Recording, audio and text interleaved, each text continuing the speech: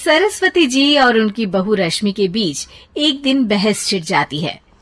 आखिर किसका काम ज्यादा आसान है, बहू का या सास का? माँ जी, सास को काम ही क्या है, आपके सारे काम उंगलियों पे तो हो जाते हैं। कुछ भी। हाँ, हिसाब तो उंगलियों पे ही हो जाता है ना। अरे बेटा, ऐसा सिर्फ अभी लगता है, जो मुझे करना पड़ता है ना वो तुझे करना पड़े तो समझ आएगा कि असली काम का पहाड़ कैसा होता है। ठेले बराबर वजन भी नहीं है आपके काम में, और बात पहाड़ों के वजन की कर रही हैं आप। तू ऐसा करती ही क्या है घर में बेटा, ये तो बता मुझे। मैं थोड़ी ना कुछ करती हूँ, सब जादू से हो रहा है इस घर में।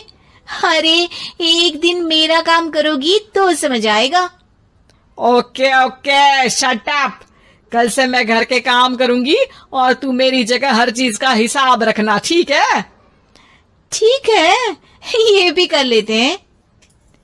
ये सास बहू की डील के बारे में रश्मि के पति अमन को नहीं पता था और ना ही अमन के पिताजी सुरेश जी को। पर गेहूं के साथ साथ जैसे घुन भी पिस जाता है, ये दोनों भी पिसने वाले थे। सुबह अमन उठकर रेडी होता है ऑफिस जाने के लिए, तो पता है उसके कपड़े नहीं निकले हुए हैं। अरे रश्मि, तुमने मेरे कपड़े नहीं निकाले? अपनी माँ से पूछो ना, उन्हीं का काम है ये। अमन अपनी माँ के पास जाता है। अब मेरे कपड़े आज आप देने वाले हो क्या माँ? हाँ, देना तो मुझे ही चाहिए, पर तेरी बहू ने कपड़े धोने ही नहीं डाले, तो कोई भी धुला हुआ कपड़ा नहीं है बेटा। हैं?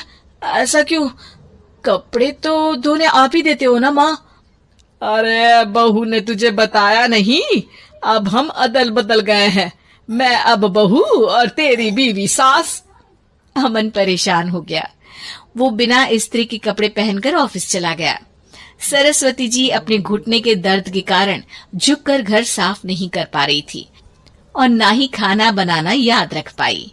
उधर रश्मि पहले ही दिन घर की चाबी घुमा चुकी थी और 300 रुपए का हिसाब अलग नहीं मिल रहा था, पर दोनों का ही